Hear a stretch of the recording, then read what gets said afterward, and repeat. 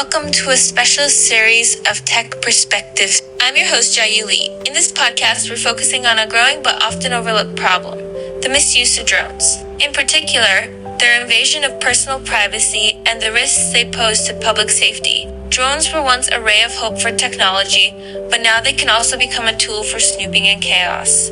Let's talk about the topic of privacy invasion first. Imagine this scene: you are drying clothes in your backyard and suddenly you hear a buzzing sound and a drone is hovering in front of your window. This is not only uncomfortable, but also may be illegal. It's not an imagination. In 2016, a man in Kentucky, USA, shot down a drone suspected of peeping into his backyard with a shotgun. He told police that the drone had been circling the neighborhood for days. In Malaysia, Chapter 143 of the Civil Aviation Regulations 2015 stipulates that flying in residential areas without permission is illegal. However, in reality, victims often find it difficult to effectively safeguard their rights. Privacy loopholes and law enforcement challenges have become the moral void behind drone technology.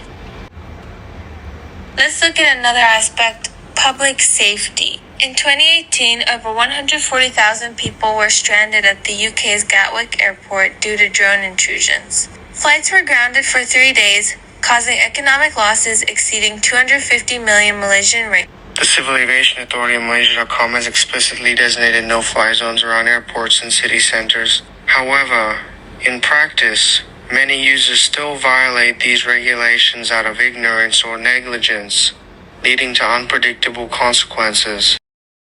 Behind this lies a deeper moral question: how do we rein in the hand of technology? We interviewed experts in science and technology ethics who noted that technology is not a free pass. Just because something is technically possible doesn't mean it's ethically permissible. Drone users must bear ethical responsibility. When a drone flies over private space, is the responsibility solely with the pilot? Or does it lie in every step of setting standards, setting equipment, and training users? To address the challenges of drone abuse, relying solely on moral appeals is insufficient. We need systematic responses forming a comprehensive and coordinated framework covering law, technology, public participation, and institutional construction. Here are 4 key countermeasures. First, legal education must start at the source. We propose integrating drone-related legal knowledge and basic flight courses into secondary or university general education. This ensures the younger generation grasps airspace regulations and privacy boundaries early, enhancing their ethical awareness of technology use similar to learning traffic rules. Technology users should understand flight rules. As flying becomes a popular daily skill, education must keep pace with technological development. Second, technology itself needs limitations. Drone manufacturers should be mandated to install geofencing systems in their products, enabling drones to automatically halt or return when approaching airports, government facilities, schools, or residential areas. This isn't about restricting user freedom, but setting a safety baseline to prevent accidents and abuse. Just as cars need brake systems, drones should have self-restraint functions. Third, the public should participate in supervision to build a safe environment. Governments or NGOs can establish online reporting platforms where citizens witnessing illegal flights can upload videos, photos, or time location clues. This boosts violation detection and compensates for limited law enforcement resources. Every citizen becomes a guardian of privacy and security. When supervision emerges from the grassroots, our skies can become more transparent and orderly.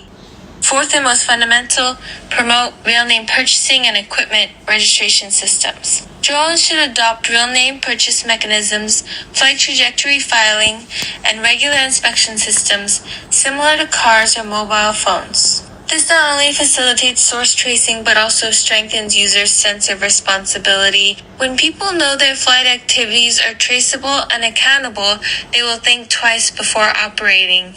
In essence, technology itself is not evil. The root of its abuse lies in systems, supervision, and morality failing to keep pace with innovation. To ensure drones truly benefit society, we need not just rules, but the joint advancement of education, plus technology, plus public participation, plus the rule of law.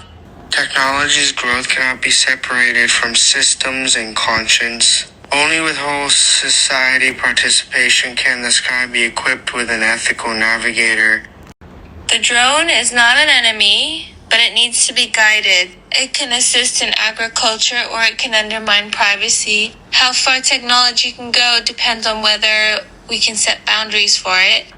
Thank you for tuning in to today's podcast, Drones, Ethical Boundaries for Privacy and Public Safety. See you next time!